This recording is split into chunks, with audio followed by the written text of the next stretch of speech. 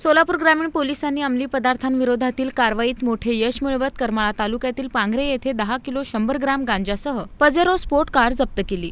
या कारवाईत 10,52,500 रुपयांचा मुद्देमाल हस्तगत करण्यात आला असून एका आरोपीला अटक करण्यात आली आहे। पोलिसांनी दिलेल्या माहितीनुसार 17 जुलै 2026 रोजी रात्री करमाळा पोलीस ठाण्याचे पोलीस उपनिरीक्षक संदीप बनकर यांना गोपनीय माहिती मिळाली होती की पांगरे येथील स्मशानभूमीजवळ एक व्यक्ती गांजाची विक्री करण्यासाठी येणार आहे। या माहितीच्या आधारे वरिष्ठ अधिकाऱ्यांच्या मार्गदर्शनाखाली कायदेशीर प्रक्रिया पूर्ण करून पोलिसांनी सापळा रचला। दरम्यान टेंभुर्णी जेऊर मार्गावरील पांगरे परिसरात संशयास्पदरित्या उभ्या असलेल्या MH12 KF 9899 क्रमांकाच्या सिल्वर रंगाच्या पजेरो स्पोर्ट्स कारची तपासणी करण्यात आली। यावेळी कारमधून रोहित शिवाजी केचे वय 24 राहणार गार अकोले तालुका माढा जिल्हा सोलापूर हा ताब्यात घेण्यात आला। पंचासमक्ष घेतलेल्या झडतीत कारमध्ये ठेवलेल्या 5 प्लास्टिकच्या पिशव्यांमध्ये 10 किलो 100 ग्राम गांजा आढळून आला। जप्त केलेल्या गांजाची किंमत 2,52,500 रुपये असून 8 लाख रुपये किमतीची पजेरो स्पोर्ट्स कार असे एकूण 10,52,500 रुपयांचा मुद्देमाल पोलिसांनी जप्त केला।